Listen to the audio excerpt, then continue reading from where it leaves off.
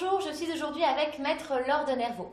Si votre époux ou votre épouse veut engager une procédure de divorce, ou si vous-même vous avez l'intention de divorcer, Maître de Nervaux va vous donner quelques conseils. Contrairement à certaines idées reçues, le divorce aujourd'hui doit toujours être engagé avec l'aide d'un avocat. Le ministère d'avocats sur cette procédure est encore aujourd'hui obligatoire. Avant de prendre attache avec un avocat, je vous invite à d'abord tenter d'établir un dialogue avec votre époux afin de convenir avec lui des conditions de votre séparation.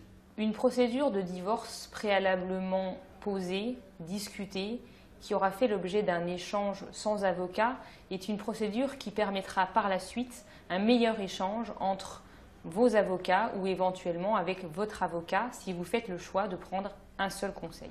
L'essentiel des divorces en France est aujourd'hui réglé par consentement mutuel.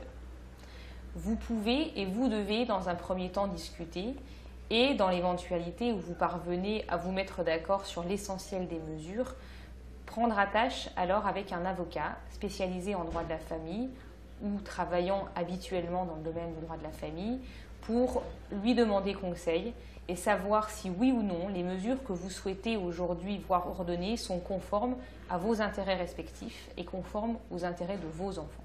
Dans l'hypothèse où certains points restent conflictuels, où vous ne parvenez pas à un accord, ou dans l'hypothèse où des enfants en bas âge nécessitent peut-être la mise en place d'un mode de garde qui ne fait pas l'unanimité au sein de votre couple, je vous invite d'ores et déjà à faire le choix d'un avocat chacun.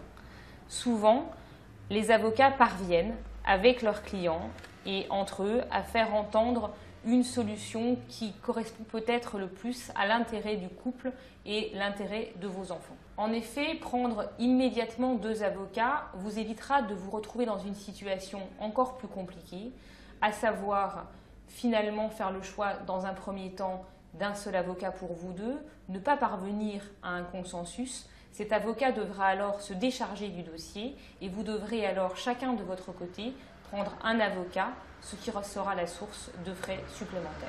Dans l'hypothèse d'une séparation conflictuelle, je vous invite immédiatement à prendre attache avec un avocat qui vous donnera alors les bons conseils et éventuellement vous expliquera dans quelle mesure vous pourrez peut-être quitter rapidement le domicile conjugal ou prendre toute mesure d'urgence concernant l'intérêt de vos enfants. Il existe des procédures d'urgence particulières que seul votre avocat sera à même de vous conseiller et surtout de vous indiquer si oui ou non vous pouvez bénéficier de ces mesures. Au-delà de votre séparation, un important élément concerne vos enfants.